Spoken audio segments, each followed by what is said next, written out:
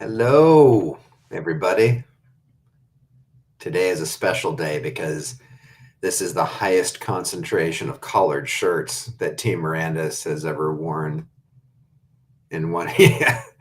Jonas was in a t-shirt and he's like, should I change my shirt for this? And he did. He did change his shirt for this.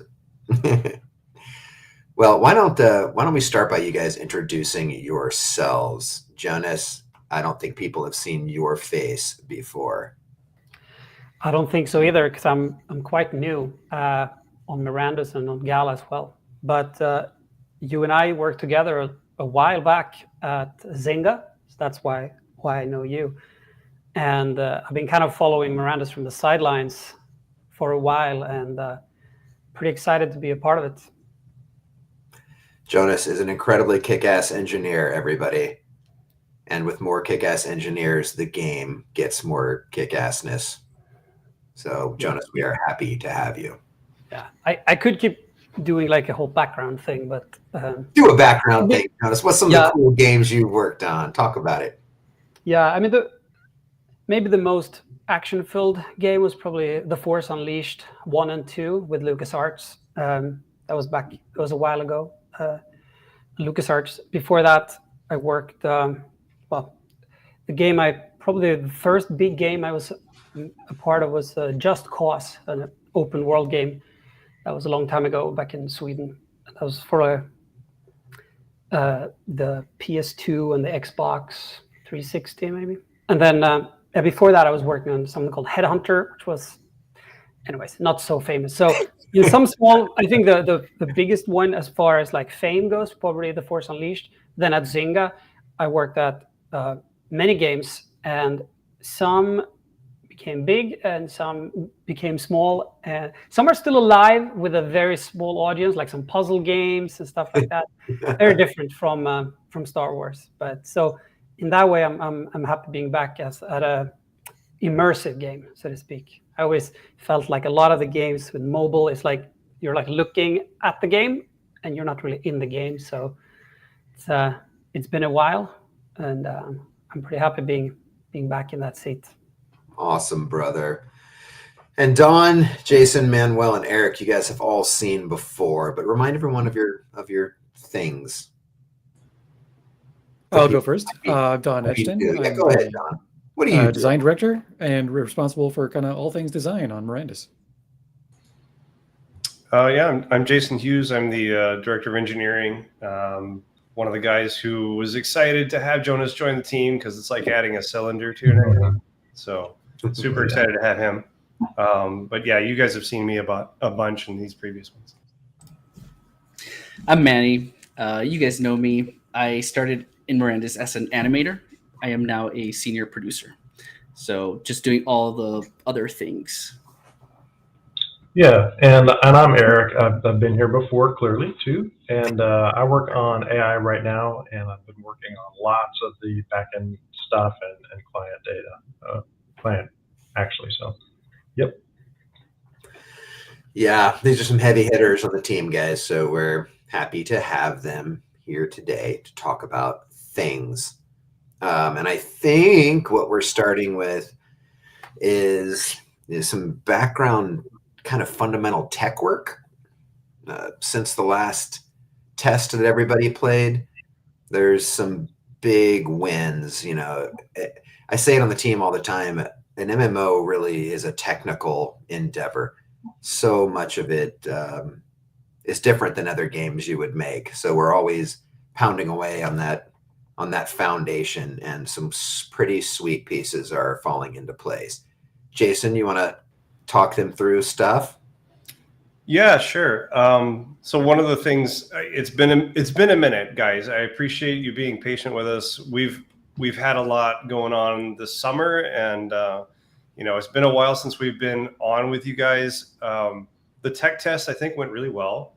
There was a lot of stuff that went not so well. But overall, I think everybody was pretty happy with how it turned out. So, but one of the things I wanted to mention is, like, here's the stuff that went not so well, and here's the stuff that we try to do quickly to make a difference, and then there's stuff that we did afterward. And so a lot of what we've been up to, the engineering team in particular, is trying to fix stuff so that we don't have these problems again. And some things were just like we didn't know.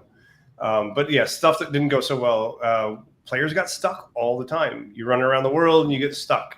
You jump on top of a fence and you get stuck. You run around, you find a little hole in the world, and you and 14 of your best friends get stuck, and it's not a great experience. So there were definitely some problems there.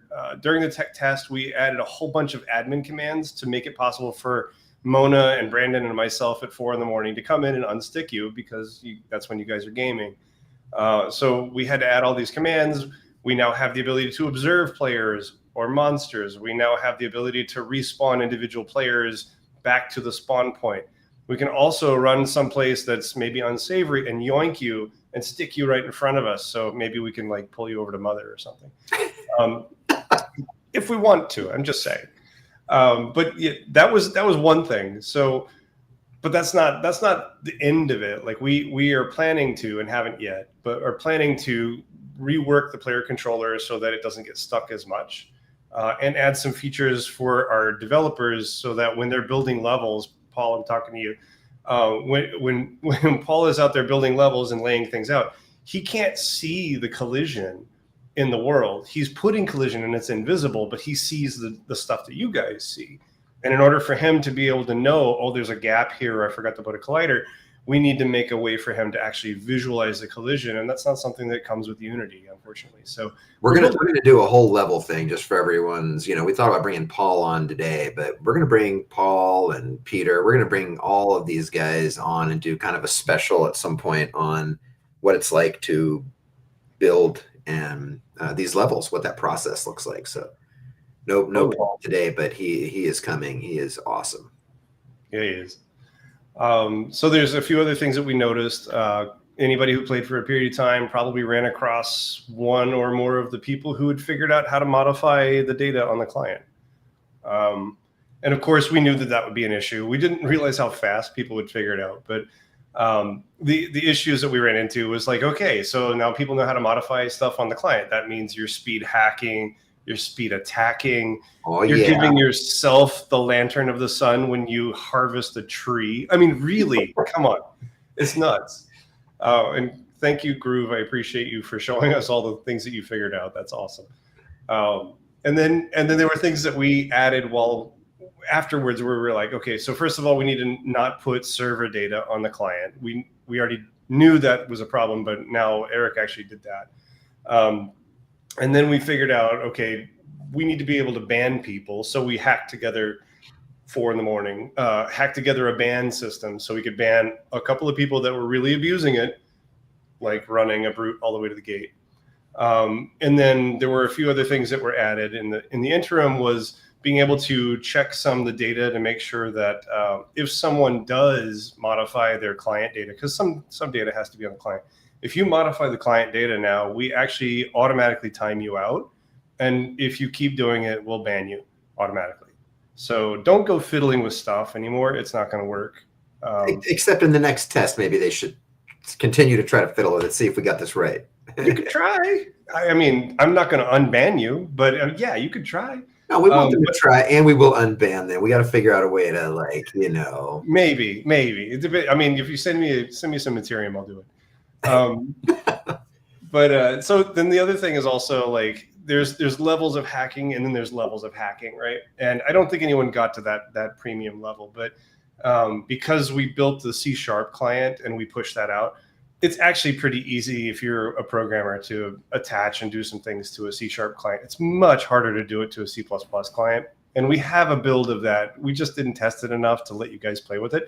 It doesn't change much. It just makes it really hard to manipulate. So that's one of the things we'll be rolling out probably with our next version is going to be a less hackable client that is a little bit more fair, but also server validating the kind of movements that the players do and the actions that they're performing mostly go through the server first now and then go through the client. So I don't think that you're going to be able to, I don't know if Eric, you'll have to tell me if this is true, but I don't think you're able to harvest lanterns of the sun from a pine tree anymore. No, you should not be able to do that. Okay, good. Yeah. So those are little things that we've already addressed. There's a couple of interesting new developments there where we had runaway bugs on the Edge server. You guys remember that we had every hour on the hour, we'd reboot the servers and everyone would die because you'd be in a bad place. Well, we did a couple of things. Todd the God went in and added by the way, if you're going to have to reboot the server, there's now a command that we issue that says we're going to reboot the server. And it actually sends a message to everybody who's currently connected. And it puts a timer on the screen that says, this is how much time you have before we reboot the servers or shut them down, whichever.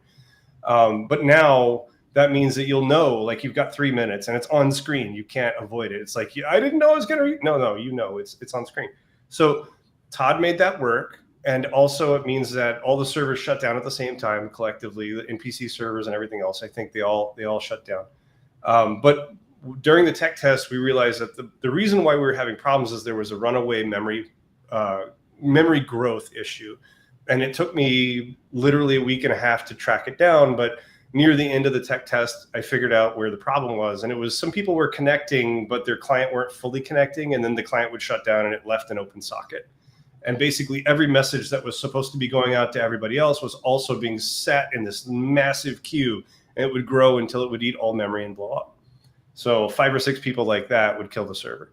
So I found that. I managed to cut it off. And we did a lot of work around like starting from the lowest level of the networking layer and building outward until we found a whole bunch more bugs, but also more performance on the server. Things that weren't exactly the best got better. And that's if you've been following my updates in Discord, you've seen like there's been a lot of networking related things. And that's something I'll mention in a minute. But before we get there, one of the things I think that's really important is people with lanterns of the sun look awesome. You're welcome. I worked really hard on that.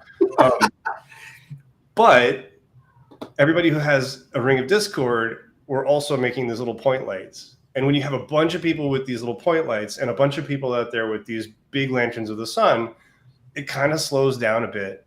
And we noticed when you have like 5 or 6 big lanterns and about 50 people with Rings of Discord, it just wasn't holding up. So one of the things that Brad has already done is he built an entire custom lighting system. And can you run the first video here? I'll let Brad talk about it. This is about 2 minutes long, guys, but stay with it. Yeah, but buckle in. It's awesome. All the point lights and all the spotlights in the scene. And if I toggle between normal, which is unity, and fast, there's no difference. And so what's cool about this is now there's an LOD system for lights, for point lights and spotlights. So we can reduce the quality a little bit of those lights and then get a performance increase. And there's a blend range between, the fall off distance of the light and how far the camera is from that. It starts cross dissolving between fast light and normal lights. So you don't see any difference. The frame rate goes up a little bit. That's really cool. I was really happy. Eric Tuvey pushed me to get it to match, so I grabbed shader code and made sure that the math was the same. I have a little testing utility that allows me to create lights. So the very first thing is I can just add 100 lights around, and cool. And they're cool, and so that's 100. So I'll add create light. So 400, 500, 600, 700, 800, 900. There's 1,000 lights. So that's cool, right? Wow. The frame rate. And they're everywhere. These are point lights and 10% are spotlights. I just made 10% spotlights. I wasn't really sure. Spots are drawn with a cone typically, but you can do it as a hemisphere or I'm just using a sphere now to tag the pixels. All right, so this is kind of interesting. Then there's some tuning issues. I can make the lights a little bit, I can make them like white, right, which is more realistic for our game. And then I can make them a little bit smaller and then like dim them a little bit. So this is just going through and trying to manage all the lights. This is actually using the using sort of a render of the world from above, and then using that to say, move the lights so that they stay on the ground, and it's very inexpensive as opposed to just doing a ray cast every frame. What's your performance like there, Brad? Well, the 50 something right now.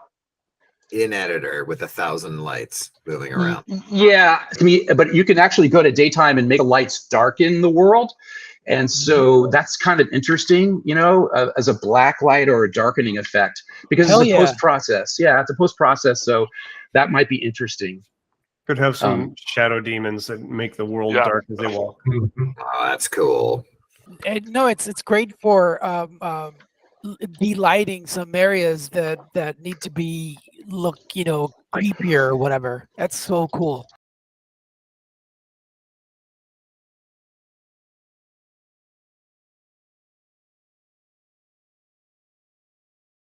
So important, guys. And let me tell you, everyone, I think, there's some things that we do, which means rewriting large chunks of the system. And this is just one of those things that we had to do, guys. And why did we have to do it? We had to do it because you guys are placing dynamic, all the lighting in the game is dynamic. We're not baking lights. The sun is moving. The moon shadows at night are moving. You guys are placing a town. Then you're putting buildings there. Maybe you're upgrading it to have multiple lanterns outside. Maybe you're all out in the forest, right? And 50 people are carrying torches or lanterns through the woods. We need you guys to be able to have an unbelievably large number of dynamic lights in the scene. And so this has been a big project, but I'm freaking stoked to see it. Yeah, it's fantastic. And I mean, 1,000 moving lights. Wow.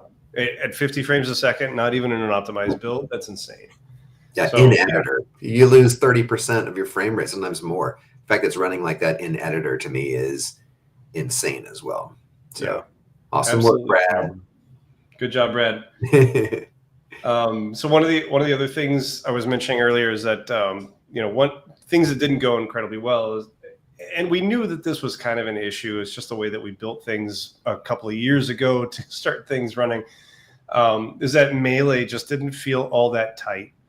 It's hard to explain what that really means, but if you're running around, you swing a sword and it takes a second for the creature to sort of react. You may see a blood spurt a little faster, but it just doesn't feel synchronized, and it didn't feel great when you're backpedaling from a wolf, because tell me if you played, you were backpedaling from wolves. You're running from a wolf and the wolf attacks and he's like 10 feet from you and he still hits you. And it felt wrong. It just felt wrong. So there wasn't much we could do during the playtest, but afterwards, during the rewrite of the networking layer, there was an opportunity to kind of pivot a little bit. We had to increase our networking packet rate by 3 times. So it's a lot more data, but in order for it to work better, we got our latency down from about 500 milliseconds for everybody. Whether you were sitting next to the data center in North Virginia or if you were in Australia, you had 500 milliseconds. It doesn't sound that long, but it actually really is when you're in the middle of combat. Now, I think in Australia, most people should see 380 milliseconds, which is better. Sorry, you live on the wrong side of the world from our servers. We'll try and figure that out later, but this is actually a step in the direction for that. If you live next to North Virginia, you're going to see things a lot faster, about 130, 140 milliseconds. Maybe a little faster, maybe a little bit slower. We're going to land on a number that actually covers up a lot of whatever network hiccups might exist, but it actually does this dynamically for every object in the world so that everything looks smooth to you and you get the data as fast as you can get it with a little bit of buffering. Buffering isn't necessary, otherwise things just hitch all over the place. But if you can run the second video, this gives kind of like an A/B example of what the difference was. So this is the before, like you swing the sword and it takes a second for it to do the attack there, and it just doesn't feel quite there. Oh, I killed that one in the first shot. Yeah. Okay, so I shoot an arrow and it instantly responds. It's a little bit harder to tell, but with the sword, you swing and it instantly just dies. So that feels a bit better. I hope that kind of explains the difference. Like, feels a lot better. Mm-hmm. Yeah, these guys can tell you. It's a tremendous challenge. I think one of the promises of Mirandus that's so cool is, like EVE Online, we are one world, we are one instance, and everyone in the world is playing together. So the performance, and that feel and that round trip that an action you're taking on your client has to make to the server and back, we are doing everything in our power to make sure that that is as fast as possible. And this is actually one of those steps toward making it better, is that it's possible in the future, not right away, but it's possible in the future for us to actually spread out where in the world servers are. So you could still be in the same world, but when you go from one zone to another, you could actually move to a zone that's hosted in South Korea, or a zone that's hosted in Africa or in South America or wherever. And that way people can kind of self-select where they would like to play. If the ping time is better and it's important, it shouldn't be that critical, but it just should feel better. But overall, honestly, everywhere you are in the world, you should feel like this is a better experience. So I consider that a massive win. Let's see, there's also, we've been working on the fact that there's no communication in the game. Yeah, we're not going to give you text chat. That's not on the cards. You don't actually want text chat. But we do want you to be able to talk to your friends and be able to explain to people, hey, go to the left, go to the right, archers fire, that kind of thing. And we want monsters to hear you. Right. Monsters need to be able to know you're coming. You can Leroy Jenkins an entire cave full of monsters simply by screaming. And it will affect you. You will come to rely on positional audio. It's so important once you're there and once you're in it. However, we didn't have it yet. And I think it's important to note that we've been working on some super complex tech, and it's finally starting to show some promise here. It's not ready yet, but I'm going to show you a couple. We're going to play this a couple of times, but the video is basically the input from Barry. He's actually talking into the microphone. And then there's something that's just a bunch of little snippets of phonemes. We're cutting an audio input into phonemes. There's a thing called the International Phonetic Alphabet. And in English, there's 44 phonetic sounds, but there's 163 in the whole world if you consider all languages.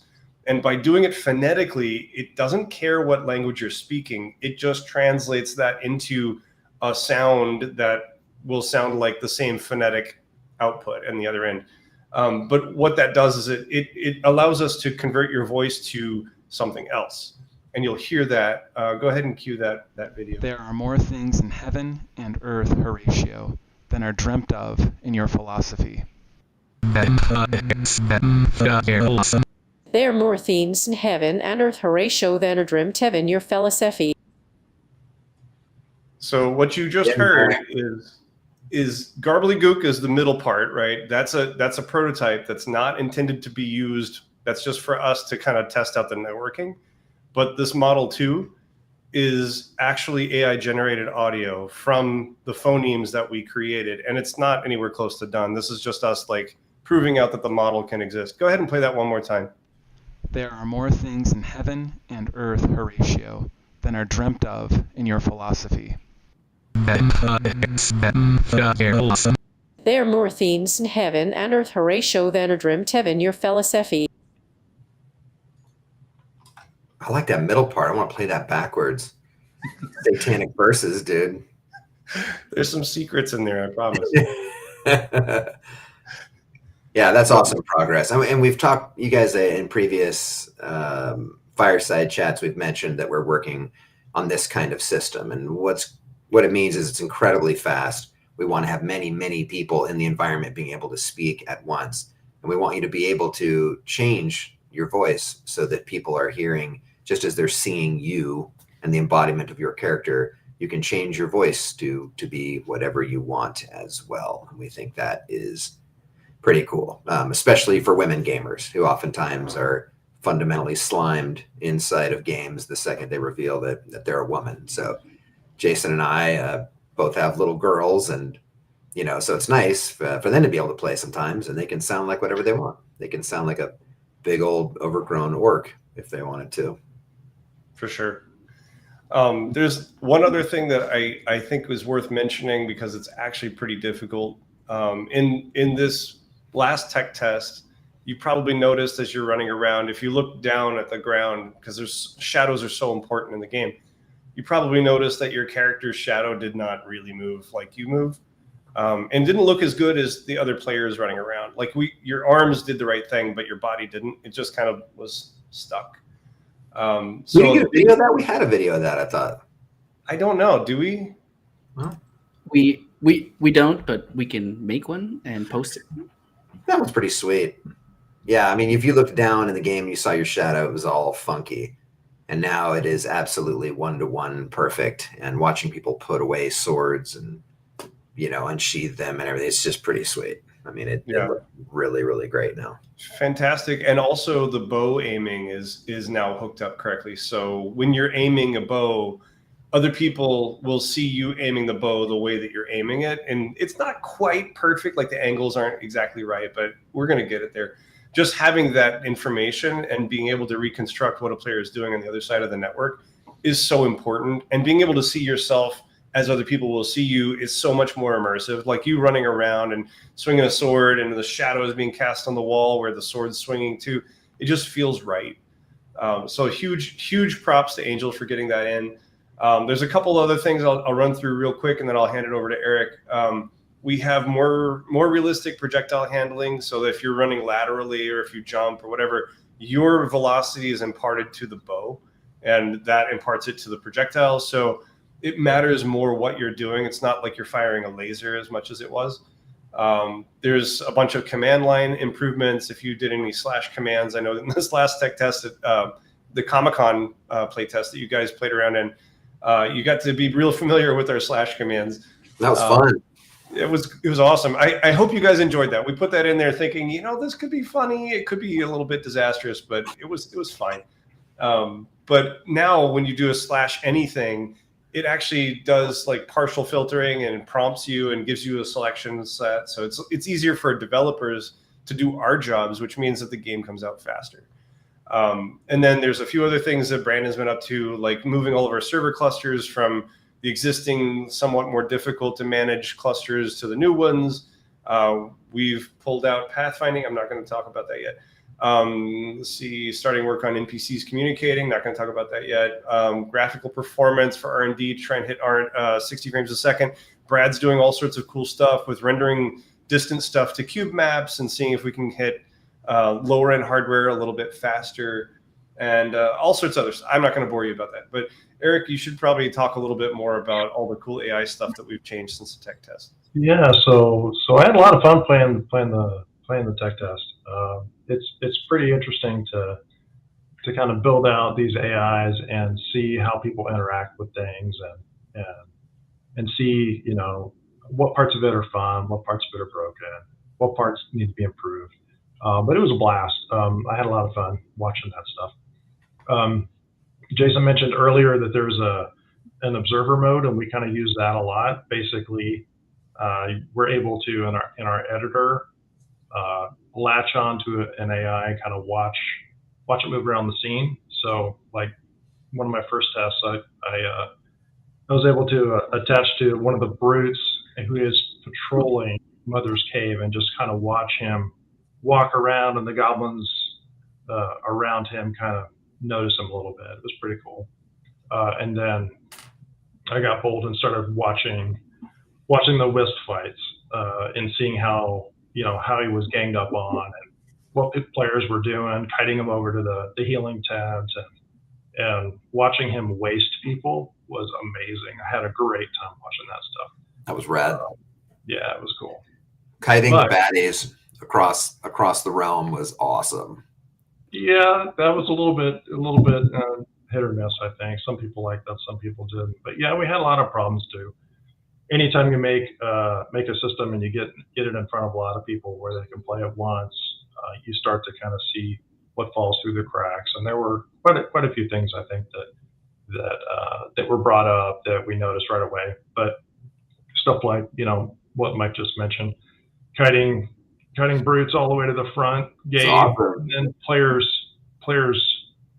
basically in the Citadel crafting for half an hour, stepping outside and getting wasted repeatedly. That's a different issue, though. We've talked about that. Like we talked. I know. We've talked about that. You guys, just so you know, everyone out there, one of the systems that we're trying to build is that prior to you zoning, you'll get an indication if there's danger on the other side. Like you hear something dangerous on the other side. Are you sure you wish to proceed? And it'll basically be something like simple check to say is an enemy or something that would aggro you within X number of units of that door. But I don't know, the kiting thing is just, it's not a kiting thing. It's a big angry thing that wants to kill you.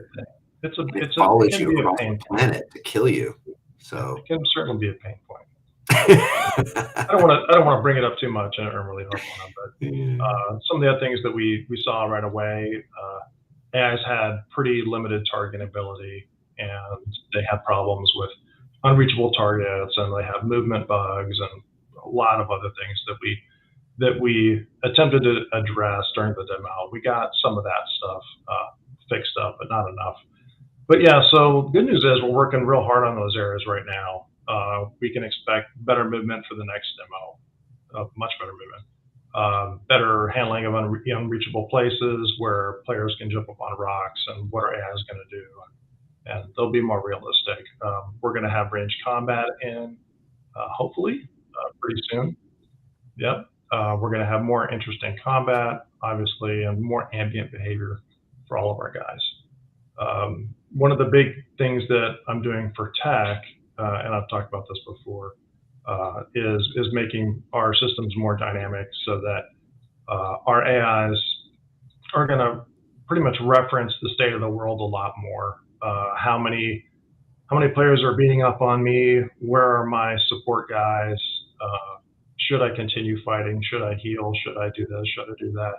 Just letting them figure out what's best for them to do to some extent, as opposed to what we've been doing in the past, which is fairly static.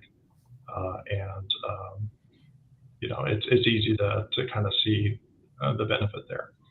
And then obviously, that opens the door for us doing machine learning in the next phase when we start down that road. So, but yeah, better movement's really, really important. That's what people notice most, I think. Smart movement makes AIs look smart. And so, yeah, I'm going to turn it over to Jonas, and he can talk to you about all the cool stuff that we're doing to the movement system. Yeah, so one of the things that I've only been here for like a month, but one of the first things we did was in the tech demo, doing stuff like pathfinding could every now and then be really expensive, and it could actually kind of slow down the NPCs. So one of the first things we did was split out a bunch of work to a new server, basically, so that the NPCs will basically run full speed at all time, and there will be a separate server kind of servicing the more heavy queries, so to speak.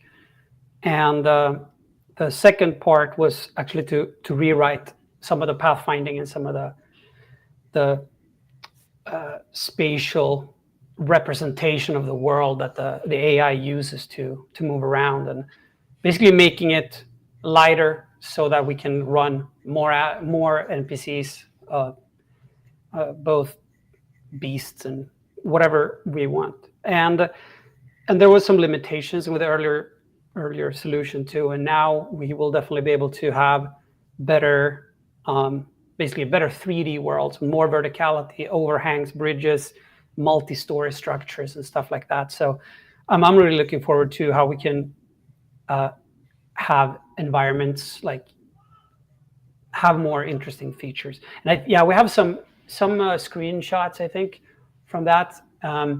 This is one example of how we simplified the structures. It doesn't mean that much, maybe, unless you know what you're looking at. But since we can take screenshots of these things, a lot of engineering stuff you can't really take screenshots of. But here you see, there's fewer nodes to consider when you move around, which makes it that much faster. And then the other one, the next image shows you, it's a little bit hard to see, but there's a yellow line that's basically a path being straightened, so to speak. Those are the type of things you need to do to have people or animals move straight in straight lines or close to walls, or these were like kind of steps on the way to having it work properly that we shared internally. And so I guess next playtest we should definitely have maybe more NPCs moving faster and smoother, not getting stuck on stuff, maybe more dangerous. Mm. And less weird robotic like rotations as they go through their pathing, right? I mean, that's a lot of, if you're going to be driving your NPC someplace, you want it to go the smart way, and it'll cut the corners now instead of walking. Yeah, hopefully you will see less of the kind of jittering or the back and forth, and so yeah, a lot of improvements there. Yeah. So the tech team's been super busy. That's everything. Okay, thanks guys. Bye. You're going nowhere. Yeah, I was rad, guys. I think, especially the latency thing, feeling that in game made a huge difference. Jason, made a huge difference. You guys will really notice it on the next tech test for sure. Well, the thing that killed me was when we were playing around. I mean, just before the tech test went out, we were playing, and it was really noticeable in a case where you're running around, you're doing stuff, and you see people, and someone would reach for their sword, and the sword was already in their hand before their hand went anywhere. I'm like, that's a latency we could have. It's like, oh, you could see the sword in his hand, and then he would go and reach for it on his belt, but it was already in his hand because it was that fast. I'm like, why are we blowing all of our time waiting on packets to show up when we could just show the dang guy running around doing his thing? Like, it actually makes a huge difference. I think you guys are going to be really happy. That's a bit of a tech update, guys. There's a few other things we want to discuss today. There is something that we're going to do and try and see if you guys are interested in this. We think this is going to be fun and it'll be cool for you.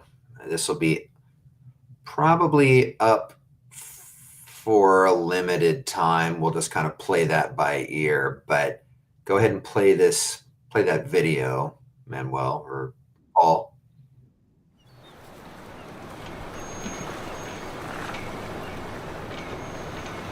So the King's Galleon, guys, was able to make it to the shores of Mirandus, no problem. But other ill-fated adventurers tried to make the trip themselves and failed. And what was aboard their ship? And the idea is that the treasure aboard their ship is basically everything that we have in the store and in our vaults at Gala. We think it's just kind of fun to, it's not 2021 anymore, the prices of these things, some of them are just insane. But we like the idea that we could get you guys these kind of Shipwreck boxes. And inside the box is pretty much a guarantee that you're going to get something awesome inside of every box. We based the value of what you would find inside of it more on OpenSea and what's happening in the secondary market than the prices that are on the Gala store, which don't make much sense anymore. So, I mean, you will open these boxes up and you will get something that is, at least of the value of the box that you purchased. And inside of some of those boxes are some pretty beefy, monstrous things too. I think there's a couple towns of the Archduke, a village of a baron. There's ships, docks. There's 53 elves in there somewhere. There's 200 halflings. And we are going to load up. We debated this one a lot. But we're going to put 58 of the Lantern of Suns in there too. So there'll be some Lantern of the Suns in there too, which are pretty. I want one of those pretty bad. So anyway, guys, that'll be. You'll see that up on the store soon. It's really fun. And I think you can either open the box or you can keep the box.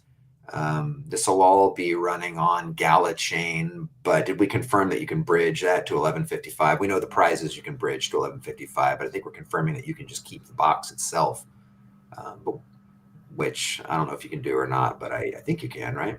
Yes, you'll be able to. Yeah. So what'll happen, guys, is these will be up there. We think it's really fun, and we just like the idea that we want things in your hands. We don't want them in ours. We want you guys to own and control the world of Mirandus. So we think this is kind of cool and fun. You guys let us know, but I think it's pretty beefy. pretty beefy and exciting on that front. I do want to get to some questions, and Mom put together that great video talking about how valuable some buildings were or weren't. That's kind of a cool thing to watch. And I am watching Discord here too, guys. I'm going to talk about loot systems for sure towards the end. There was something else I caught. I'm trying to keep an eye on it. Corbin Cash was asking about seeing your own hands in the field of view. So some exemplars cover a significant portion of the FOV while holding a weapon. Yeah, we absolutely know about this. One of the things that's happening, because we're trying to have a unified animation set, is that depending on your camera, where you're looking, and what the animations are like on that particular race, some things are in your camera view more than others. And we have ways of handling that, and we will. You don't want the hands in the view all the time because it's weird, like if you're seeing your hands running and it's just kind of chopping up in the camera, that's a little funky. We really want to use hands and weapons in the view to let you know that you have a sword or a weapon of a particular type drawn. That's really important. But it is super sucky if it's blocking too much of your view. Also, I'm one of those people that gets, motion sickness playing first person games sometimes. And that, if something is in your scene going like this, jiggling while you're trying to walk, that's one of the big triggers.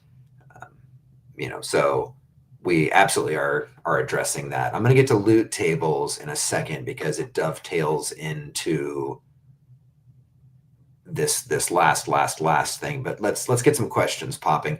One of the big ones I think that Mom brought up was forges versus stores. So just to be clear, guys, in the tech test, we needed everyone to just be able to craft because that was just kind of where our tech was at that time, and that was what we could stand up and let you guys be playing with. But it is our intention that stores are where you buy things. I think it is strange if you own a forge not to have a few key pieces maybe for sale, like a few prized things that you've been able to craft. But it's going to help the game a lot more if stores are valuable, and that is where tons of the stuff are. Because what happens is the forge people are running an economy game, right? They're forging things that they believe are of high value to people in this zone, this area. And then it should be the shopkeeper's job to try to be collecting as many of those things as possible, placing them in the store so that if players are looking for weapons and armor, they have that more of a one-stop shop where everything might be. So the number of items that you can maybe display or purchase in a store, there's a shitload of them. Whereas in a forge, you get to make the thing. And it'll likely be in a relationship between you and the store owner where he is purchasing the stuff that you are crafting to display with his own little markup. So we want to get to that. We want to get to that. We think that one of the promises that we've made you guys, and one of the things that I think you're excited about, is by owning this building and being a crafter, I can be cornering the market potentially on that particular good. I can be crafting something really awesome. But we do want a central collection point that players can go where they can get all of the things. So stores need to be great. And we really want many forges and many other things feeding into the store so that players can go to the store and there it all is for purchase. So we're going to be working on that. Forge nerf confirmed. I don't look at it as a nerf. Forges are just very high in the crafting tree line. There's so many other things that feed up to some of these buildings. All of them are important at every stage and phase. But I do think it'll be cool for players to be able to walk in and just see 100 swords on a wall. That'll just be really cool, I think. There's talk about the Grand Sanctuary buildings from that old opera partnership. That came together pretty quick, but I want to be clear on what the spirit of it was. And I reread the the document, the blog post that came out, and there's some stuff in there that I don't know if that's really the meat of the feature or why Grand Sanctuaries are cool. Grand Sanctuaries are a way for you guys to engage in charitable donations. That was the thing that really excited us. So we could sell the sanctuaries, and the sales of those proceeds could go to charity, which we dig. But I love in games. We did this at Zynga quite a bit, and it was really nice. It really, really was nice. We could put in the games like, hey, there was a hurricane, and there's an area that's affected pretty badly by it. And you can tap here, and you can donate. You can throw $5 at it or whatever. I thought there was something really cool and interesting for the sanctuary to be a bit of a portal for you guys to donate to causes that we can verify are cool and legit and really need some help. Like, imagine you've had a successful time killing all these monsters. You got a ton of materium. You could go in there, you could choose something that you would want to donate to, and you could leave some of your materium there, and it would go to that their wallet. It'd just be a direct translation. That was what we wanted to do. That was the spirit of it. Go straight to their wallet, to whatever charity that you would choose. You also could do items too. If there was things that you didn't want anymore, you could also donate those things, and they could sell them on the secondary market. But that was the spirit behind it, guys. Is there a way? I think it's always fascinating to us to say, is there a way that we can connect the real world to what's happening inside the game? And that was the spirit of it. If you guys wanted a little more context, those are the things that we think are pretty cool. So small cemeteries, there's one of the ones. Small cemeteries versus large. You're selling something that players don't want, because players will adapt to not die as much. I would agree that players will adapt to not dying as much. They won't want to die. But, I mean, you guys played the last tech test, right? You're there, you have a handle on the situation, you're geared up well, but, maybe someone is bringing over a bunch of brutes, and you didn't see that coming, or you didn't, it's a very dangerous world, and the rewards are going to get pretty awesome if you can push deep into that world and put yourself in danger. So I have a very hard time believing that players will not be dying. I think we're going to try to kill you a lot, but only if you just get crazy. I mean, if you just run into a dungeon and look at me, oh, splat. What do you guys think about being able to dynamically dial up the number of deaths? If there aren't enough, we just crank it up a little higher. It's like, just you're not dying enough. Cemetery owners need their money. Well, so I mean, if the game's hard, it's not hard in a game way. It's if there's magical creatures out there that are very strong and powerful, just as they would be IRL, and you run in there and try to shoot an arrow at one of them, you're probably not making it out. So I think we've always liked the idea, and I think you guys have too when we've talked, is that it's not that it's just hard. It's that you can approach this world with caution. Listen to what's happening in the environment. Listen to your friends, crouch and really be there, and be scared of seeing something over there in the glen, wondering if you can take it or not, and having that kind of hunting feeling, woven into the experience. It should be scary to enter into a dungeon in the dark unknown. And I feel like that's what we're really trying to capture. There's just some games where you can just run in and you die and you don't care. This game, death does have penalties. So I think making it immersive and having death have penalties is part of what makes it great and simple and fun to play. A game without Leroy Jenkins is not a game at all. Was the best, man. So good. I like that because we're PvE, there was just those subtle ways for everyone to dig into each other a little bit, like, drag some brutes over to the mouth of a cave, ensuring no one else can enter it while you mine. That was interesting. That was interesting. So when we say kiting things, Eric was broken, was it? I think the frustrating part of it, what was funny is, I think some of you guys caught this in the last tech test, but what was funny was, I think it was something like, as long as no one appears next to these things, it's like 10 seconds and they walk home. It was something like that. There was a very short timer. And if something isn't attacking them or appearing right next to them, they would just walk home. But everyone kept just walking outside, walking outside, walking outside. They'd be walking home and someone would walk outside and they would charge back, like, "Arr!" They would charge back. Like if everyone would just sit there for 30 seconds, they would have been gone just like that.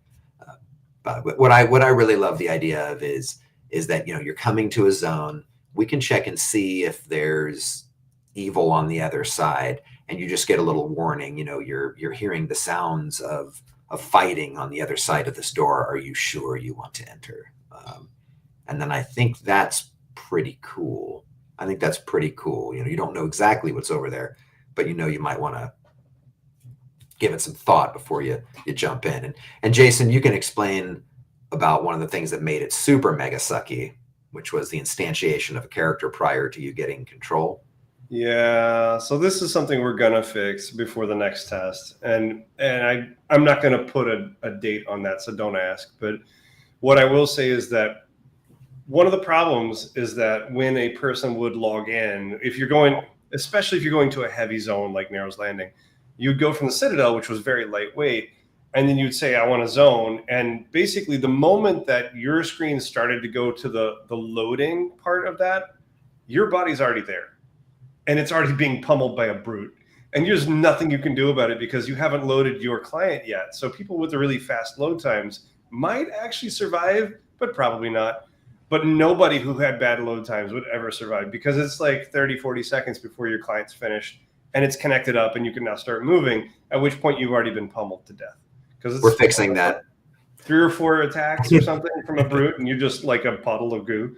That's why you guys felt like you walked outside and you were dead and didn't have the chance to come back in. It's because you were outside before you were outside. And you were dead already. Yeah, you literally were. So yeah, that's gonna get fixed. There's some tech required to redo the networking for that. I mean, that again is something we didn't anticipate. We knew that people would probably kite monsters a little ways. We didn't realize that they would park them at the gate. Mm-hmm. So yeah, problematic. I like that. That was a nice style.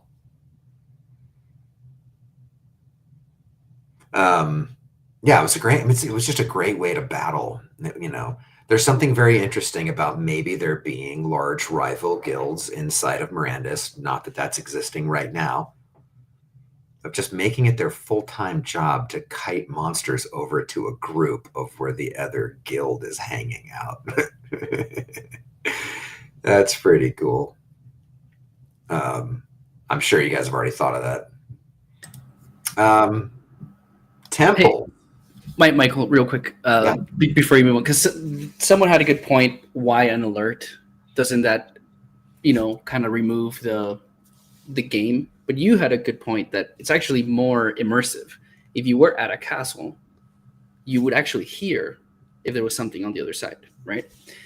And so maybe you could talk a little bit about why that, like why the alert, and then someone mentioned, what if there's a skill required to know?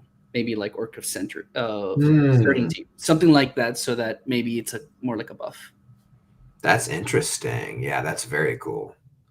Yeah, I mean, the why, guys, is just so you can make a strategic decision. Everything in this game is about you making a decision about where you want to be, what you want to take on, what level of danger you want to put yourself in. So one of the things that we cannot do in between zones is show you what's in the other zone. You're in a zone, that zone is loaded. We can't show you what's in the zone beyond. It just gets really, really weird and messy, even if we start trying to do that. Because maybe you can see something, but you can't really touch it because it's not in the same zone as you. It just gets funky.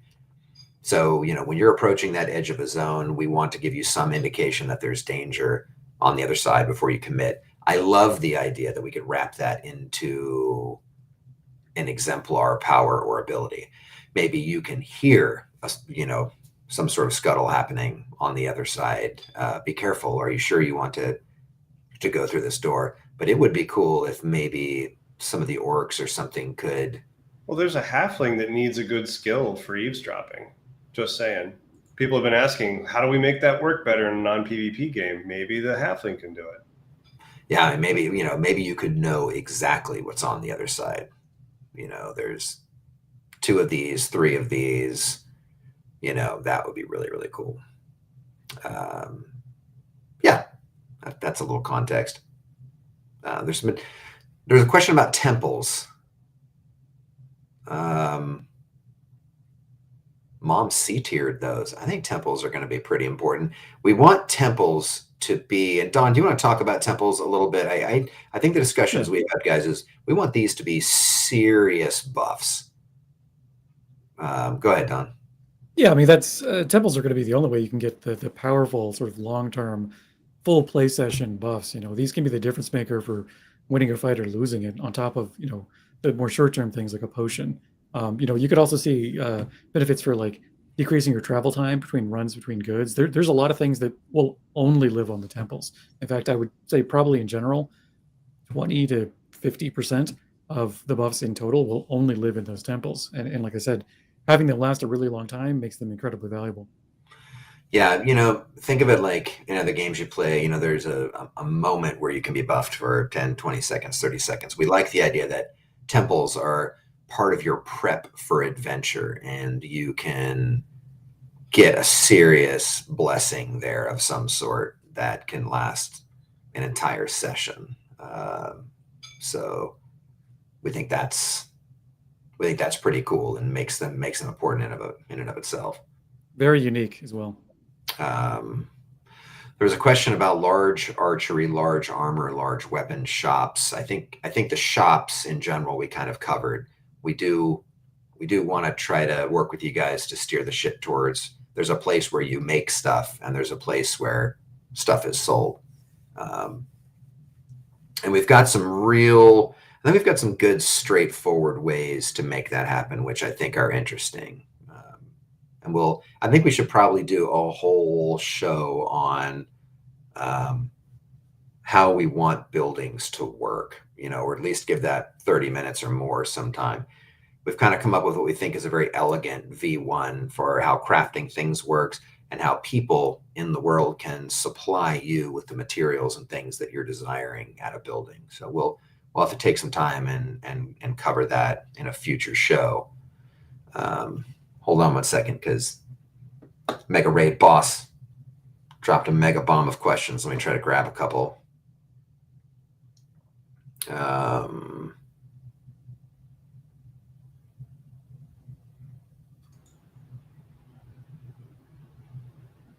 While you're reading, it was really cool to run into some of you guys in San Diego at Comic-Con. Yeah, that was rad. It was fun. Subspace was there, and I didn't catch the other guy's name. What was his name, Manuel? Do you remember? Tyler? Yeah. Hammer something from Platinum. Yeah, it was pretty awesome. There's a question about revising land deed layouts to be more sensible for supply chains, as some building plots seem too far away from where they would be used. I'm not totally sure that's the case. We always reserve the right it's kind of like with you guys, it's the deeds need to be the power that you were promised when you bought them in relationship to the others. Meaning, like, if it ends up that, man, this game really needs more crop plots, what we would do is it'd be like a 20% crop plot boost for everyone. It would look more like that. Everything would be percentage based and would glide up or glide down. So we would work with you guys on that to make sure that the deeds, we think we math that stuff out pretty good, but we would always work with you guys to make sure that they're functioning well. Could the inn owner mechanic be used as a home? That's interesting. That is interesting. I mean, it does feel very regular medieval for the inn owner to sleep upstairs. I mean, Kavoth, right? Like, yeah, Name of the Wind, guys. If you haven't read it, read it. It's just the bestestness.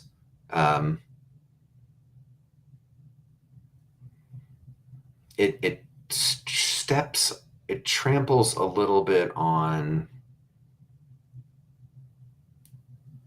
I mean, you're already gonna get some storage in some of these buildings, and I guess if you own an inn, it would seem strange if you could not rest in your own bed at your inn. So it's likely that if you own an inn, you'd be able to click on your own bed without charge, I would assume, right? Yeah, that plus the storage slots essentially makes it a home. Yeah, it would, wouldn't it? Well, the final version of all the buildings, I expect, now correct me if I'm wrong, Don, most likely you'll be able to set prices based on people you don't know, people you do know, specific people you like. Right. I mean, that makes sense, right? People really do that. That would be very difficult to. It would be very weird if we didn't do that, right? Like, I mean, I feel like throw it in Discord here, guys. But do you feel like you should be able to give a bro price? You know, like I feel like it'd be the bro price, right? Like, oh, anyone on this list. We have the concept of keys essentially that you can. This would be for multiple buildings that you could grant to people, but you'd have a limited number. The keys are like kind of read write, permissions that you can give to others. I think one of the things we've always said is that, if you have a larger building, more people can come in and use it, which we like. Okay, sounds like everyone's a go on that. It'd just be weird if not, and I hate weird stuff. If it's something we would want to do in real life, how can we enable that in the game? As long as it doesn't break Mirandus, we would try to enable that for you guys. That's way down the line, though. I'm not doing that first. We got a lot of work to do. I know. We have to prioritize the things.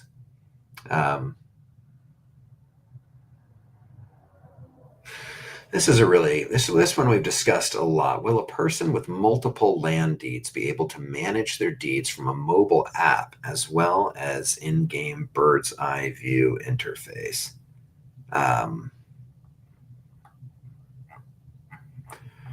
That's one of the things that we've talked about that we like. So if we think about nodes for Mirandus, let's just brainstorm this for a second. We have not sold nodes for Mirandus because we want to have an incredibly clear idea on their function in relationship to the game. We want them to be working on stuff that the game needs and distributing the load away from AWS or from something else and getting that back into your guys' hands. That's kind of the whole point of decentralizing. We really dig that. And so until we have like a super awesome cohesive plan for it, I don't think we would sell nodes. But one of the ideas that we loved about nodes was, what if the nodes were a bit of a portal into your world? Meaning you can't always be in front of your PC. So if you're out and about, could you, and you have a node, could you access that somehow on a mobile device and maybe kick off a few crafts inside your store? Or, if we ever were to release an NPC, the NPC would be kind of you via this node, via this app, kind of connect them together and make it that you maybe could even communicate with people inside your game. So if you're not online and someone comes into your store, how cool would it be if there was somebody behind the counter, someone over there banging away on the blacksmith, and you maybe had some way to communicate with people who wanted to speak to you even through your device to them. or kick off crafts or manage your store. So I don't know, we think about that kind of stuff a lot. We want you guys to be able to engage with the game in some meaningful way, even if you're not in front of the computer. And if that got wrapped into node ownership, I think that'd be really cool. It's kind of a Palantir, really, isn't it? It's like we'd have to come up with a really cool narrative or fiction behind it as to why you can do this. But yeah.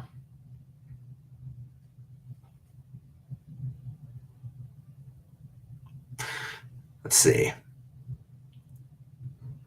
Throw some more questions into Discord really quick, guys. I'll try to hit a couple of them, and then I'm going to talk to you about one final concept that I think is super cool and super important for everybody. You kind of touched on this. Punjab had speaking of the nodes and stuff, the gamification of buildings. Basically, if you're a building owner, do you have to maintain your building? Or is it very passive? Yeah, it's a design need that we talk about, guys. It makes everything in the world more valuable if there's more sinks for things in the world. So it's a bit like weapon damage. Like weapon damage can be really, really not fun, or it can be a very occasional something that you engage in, and it's not a big pain in the ass, but it makes the world feel more physical, and it adds to some sinks in the game. And what's nice about this game is you guys are with us on this, right? It's like, if there's more sinks for something, well, guess what just became more valuable? Anything that you have to sink, right? So if there needs to be a repair cycle or something that requires some wood or some iron, maybe to keep something running at optimum efficiency, or occasionally just to mend your store or shop in some way, I don't think that'd be the end of the world, as long as it was meaningful and everyone in the game and in the economy is benefiting from that. Yeah, Cahoots is asking about weapons and armor repairing. Again, it's like we would engage with you guys pretty heavily before we would fully make that decision, but think it through on your guys' side what that would mean, right? And your mind instantly goes to, well, that would suck because I have to go back to a town and tap on a smith to repair my sword. But really what it does is make all of the resources in the world more valuable. And since it's you guys that will be harvesting these and collecting them in a field, it kind of makes your game more interesting too. So yeah, we'll think about that. But this is so I'm gonna get into a bit of this last concept here, guys, because when we talk about loot systems, what is the right loot system to develop? When we talk about having maybe a requirement for you to repair a building or repair a weapon, it's the kind of stuff that we always include you guys on, because you'll be in there, you'll be playing the game too. We have to curate the experience and make sure, it doesn't go off the rails. But in general, you guys are always so critical for us to bounce ideas off of and to make sure that we're on the right track and we're not developing something that you guys don't want. So much of the vision of this game, for people that have been following Mirandus forever, they know how the game started and they know what it's turned into because of the feedback from the community and the support. We actually were a 3/4 view camera game when we first announced and started thinking about playing through the game. But everyone really wanted to be more immersive, right? You wanted to really feel like you were there. You wanted a world that you could live in. And so we kind of changed a bit of the vision of the game to suit. I'm glad we did. It's awesome. But we have these decisions that we make. A lot of times we ping you in Discord, but instead, go ahead and cue that image, Paul. So this is going to take some time for us to get right, guys, but we want to establish a grand forum. We're calling it Inside the World of Mirandus. And what's cool about this is depending on your status inside the world, you obviously get a better seat at the Grand Forum. But it is here that major decisions about the world of Mirandus can be made and voted on by you, by the community. So instead of a ping on Discord or anything like that, we can decide like, hey guys, there is a law written into the world that is agreed upon amongst adventurers, and how should loot be divided amongst the exemplars as they push forward into the world. And the law of the land could be decided here live with you guys walking in with your exemplars, taking your seats, and literally being able to cast a vote and changing the world or the rule set of the game. And I like that better because, you know, we can propose, I think there's 6, Don, loot systems that we've thought about. That's in the top running, yeah, 6 of them. Yeah, you know, there's no way we're going to get it right? We're always going to piss somebody off, guys. But what we can do is we can make sure that we can narrow it down to ones that will work for sure. All of them would be just fine, and leave that final decision to you. And then it's there. It's in the game. You guys have made the decision how you want it to work. And then we can vote later if that doesn't seem to be working. But what I love is I love Web3, man. I love the decentralized nature of it, this a voting mechanism. But instead of it being faceless, I think it's really powerful to develop the Grand Forum and have you guys be able to show up in game, talk to each other about how you want the vote to go. Maybe if you have a high enough position in the world, like the kings and the princes and archdukes, maybe they get to speak to the entire forum for 30 seconds and pitch why this vote should go this one way or another. But however the vote sorts out, it could be a part of the law of the land. That could even be posted for players to read, which I think would be really, really cool. Do you guys like that idea of being able to come into the game in person and make votes that would change the world? Well, I sure do. So, for whatever that's worth. I mean, during the vote casting, it could literally, like, you could see, you know. I think the way we would probably start it is it would be landowner based. You know, I think the kings, there's 5 chairs, and I think they should have a heavier say. That seems pretty unanimous to me. I mean, we're having them vote in Discord, but we could have them vote in Mirandus later.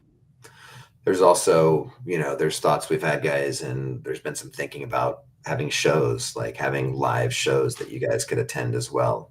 And again, this is technology so that, you know, one person can be saying something and you can hear it not just in spatial audio, but everyone who's present in the auditorium could hear it at the same time. A few things like that.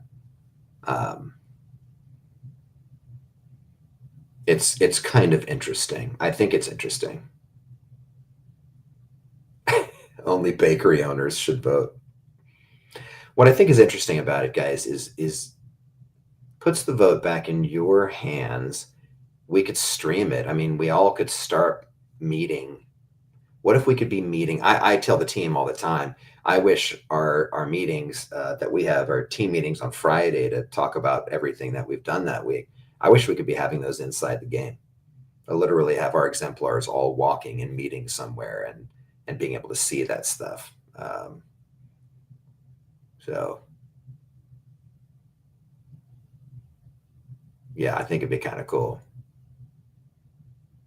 A New King is talking about the deeds are a small group of players. It's true. There's 50,000 exemplars, though, right?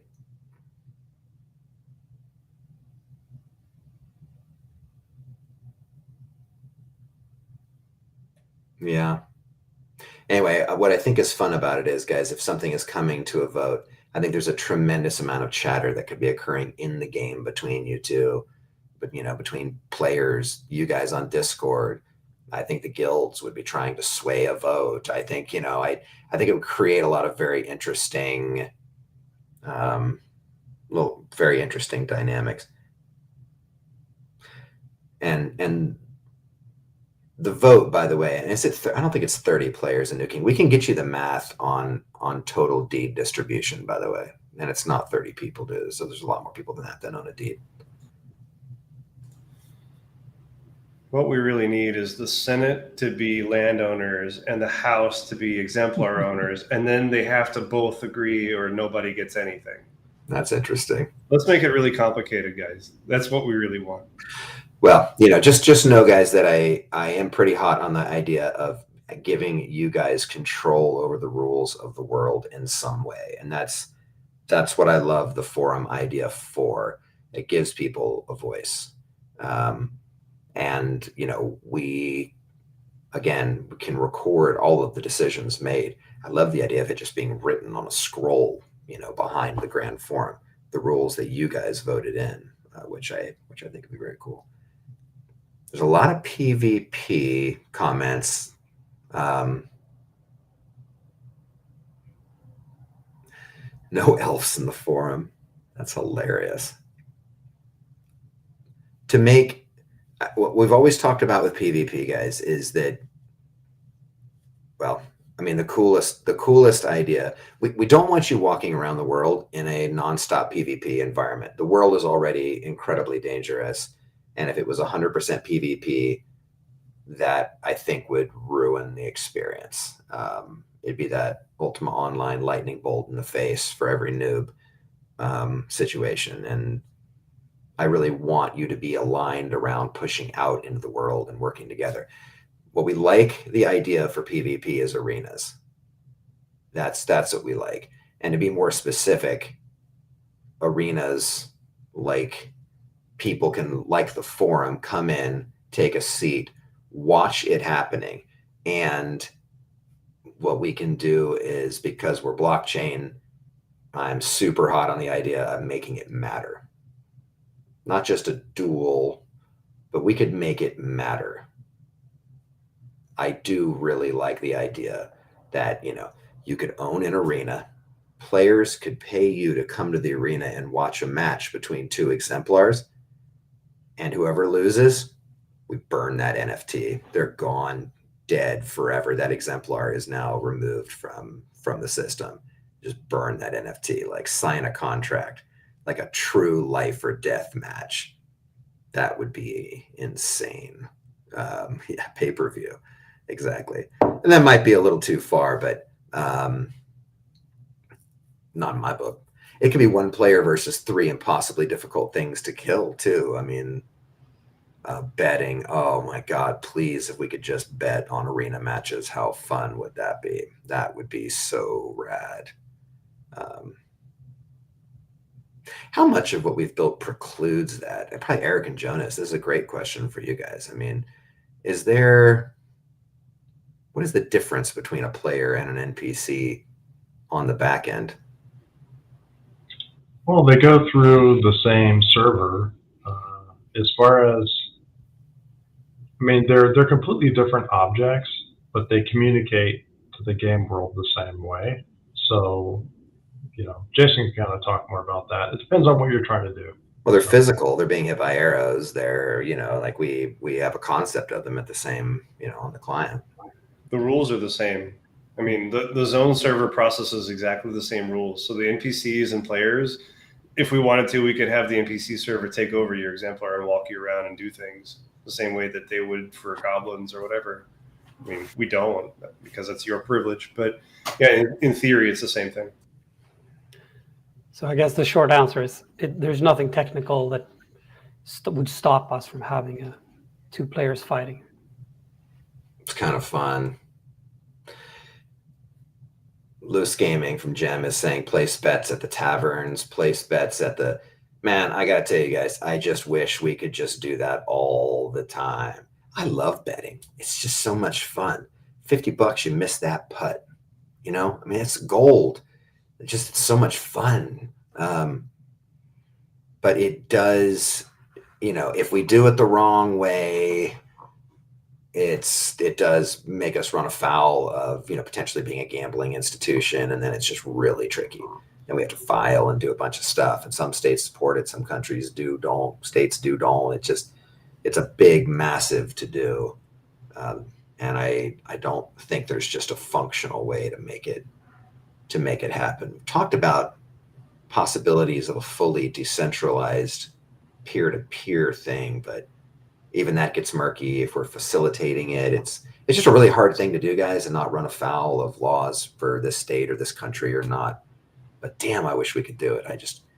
I wish it could just be as simple as just placing down some Gala or Materium and just go for it. So there is Rusty Spork has the solution, though. What did he say? Just do it, man. Fuck the law. Just do it. Uncle Sam can. Yeah, I'm not going to say that. They're not coming down on you, Rusty. Okay, it'd be me. All right, it'd be this guy. It'd be Gala. It'd be All I'm going to say is that my last job, I was working at an esport place that was based off of skill-based gaming, and people bet all the time. There is a way forward, but it is really complicated, and that really needs to be what you do in order for you to get through all the legal loopholes, and it's still a huge pain. The United States doesn't fully support it across all states. So even if we wanted to do it, it's not straightforward. Just know that I want to do it, and I wish we had that in the game because it would be rad. So, if there's an angle or there's a way we could do that moving forward, guys, I totally would. But, again, we have to stay compliant. Yeah, that's really, really critical. Whole ecosystem suffers if we're not. So, yeah. Yeah, Subspace, you're asking about Poker Go, and Poker Go has a really interesting model. It's very cool. It's very similar, actually, to I think some of the stuff. Yeah, I don't know. It's basically you can get chips, and the chips go into a sweepstakes. And if you have kind of more chips, if I'm understanding it correctly, I wish John was here; he would know better. But it's something like the chips you have that you've won and that you've built up over the course of a week can go into a sweepstakes. And kind of the more chips you have, the more chances you have to win. And I think if that's tuned the right way, it'll be pretty freaking awesome. So I'm very excited about it, and I think it could really work. And I think one of the things that we talk about internally, guys, just so you know, that if it does work and it's fun and you guys are loving it on Poker Go, I think it's the kind of thing we would want to bring into the Mirandus Tavern games as well. So if it's working in another app and you guys really dig it, it's functioning well on Gala Chain, then we would try to bring that in for you. Yeah. Oatcat's saying is interested in the idea of battles, like not even PvP, but like 50 against 50. We are trying to cook up something like that. That this is a mega leak, but we are thinking about something like that for your next tech test, guys. We're going to be going far deeper on some fundamental tech that we need to get out there and get in your guys' hands so we can pound on and test it. But lower latency, more creatures, better LOD, better frame rates, ranged combat. I mean, there's a lot that we're spending a lot of time and effort on, and we're going to try to box that up for you in something that's really, really cool. Well, guys, it is 25 minutes past. It's only 5:25 for me here on the West Coast, but are you guys all on the West Coast? I know, Don, you're in Austin, right? Oh yeah, so is Jason. And so is Eric. That's right. You guys are all in Austin, but Jonas actually all the way to Florida. So yeah, on the eastmost. All right, guys. Thank you so much. And I think one of the things that I'm conscious of that we've done a better job in the past of doing, Manuel, maybe you could help with this, is let's try to collect everyone's top questions. Kathy can do it or somebody can help, but we're never going to get through all of them in the course of a session, but let's try to collect them all and have a bit of an answer. And if the answers are short, we can give it to you. If the answers are longer, then it's the kind of thing we could cover in another fireside chat. And we will be doing these far more often, guys, especially right now. games move very slow in the beginning. There's so much foundational stuff you have to do, but now everything is so fast. It's like the game is changing a lot every single month. So I think we'll just make it a point to be doing a lot more of these, maybe even monthly. I think makes the most sense. So if there's questions you have that we don't have a good answer to, which usually means there's not an obvious way it should work, and we have to engage with you guys to ensure that we're building something that would work for the world, then we'll take it to a fireside chat. But if it's easy for us to explain, we'll just maybe try to put it in a FAQ. We're going to redo our website because it's kind of old. Maybe we can put a lot of that information there in a FAQ. But all right, guys, thank you so much. Should we just make it at the beginning of every month, Manuel? We just like first week of every month. Let's do one of these. We could show off all the progress from the prior month, so it makes sense. That's pretty cool. Yeah. So we'll target something like that, guys. And yeah, be on the lookout for those Shipwreck boxes. They're pretty sweet. Again, we'll make those for a limited time. We won't just take them down arbitrarily. We'll leave them up there, and if you guys are digging them, great. And if you're not, we'll put them back in the vault. But all right, and everybody. Before we go, oh please, my everyone, God, please, you have to like and subscribe. It helps with it really does help with the algorithm. It's very cheesy, but hit that like button, make a comment, smash it. Smash that like button. Follow, and what really helps the algorithm is share it. Post it on Twitter, Facebook. I don't know what people use, but share the link. Thank you, guys. Good job, man. Well, I just can't bring myself to say it out loud, guys. Bro.